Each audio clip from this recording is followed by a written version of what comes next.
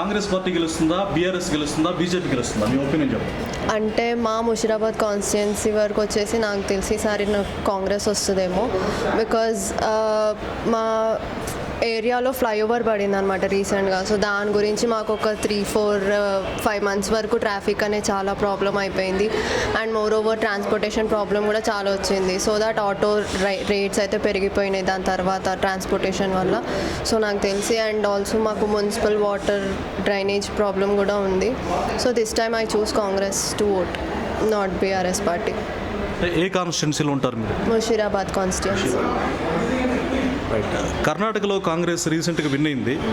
అదేవిధంగా తెలంగాణలో కూడా ఆ సీన్ రిపీట్ అవుతుంది. 10 ఏళ్ల పాలనకు చెక్ పెట్టి, బీఆర్ఎస్ పాలనకు చెక్ పెట్టి కాంగ్రెస్ గెలుస్తుందని చాలామంది ఎక్కువ మెజారిటీ పీపుల్ చెప్తున్నారు. సో కాంగ్రెస్ వస్తే బెనిఫిట్స్ ఏముంటాయని మీరు భావిస్తున్నారు?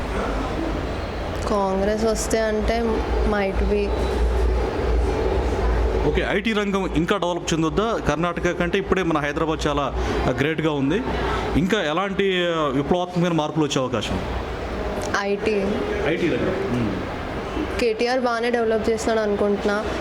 అండ్ ఆల్సో ఏమో ఈసారి కాంగ్రెస్ అండ్ టీఆర్ఎస్ చాలా టగ్ ఆఫ్ వార్ లాగా వచ్చేటట్టు ఉంది. అండ్ చాలా బయట కూడా బాగా పేరుంది రెండు పార్టీస్ మధ్యలో.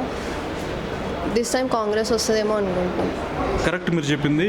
బండి సంజయ్ గారిని ఆ పార్టీ తెలంగాణ అధ్యక్షుడిగా తీసేసిన తర్వాత కిషన్ రెడ్డి గారిని నామినేట్ చేశారు. దీన్ని ఆయన మార్చడం పట్ల మీ ఒపీనియన్ అండి? మైట్ బి అదొక రీజన్ వల్ల బీజేపీ తెలంగాణలో తగ్గిపోయింది, డౌన్ఫాల్ అయింది. అదర్వైజ్ బీజేపీ కూడా ఉండుంటే మాత్రం ఇంకా గట్టిగా ఉండేది ఎలక్షన్ ఈసారి. సో మైట్ బి ఆ చేంజ్ మోడీ తీసుకోకపోయి ఉంటే మాత్రం ఈసారి బీజేపీ కూడా వచ్చే ఛాన్సెస్ ఉండేది తెలంగాణలో. Please subscribe .news.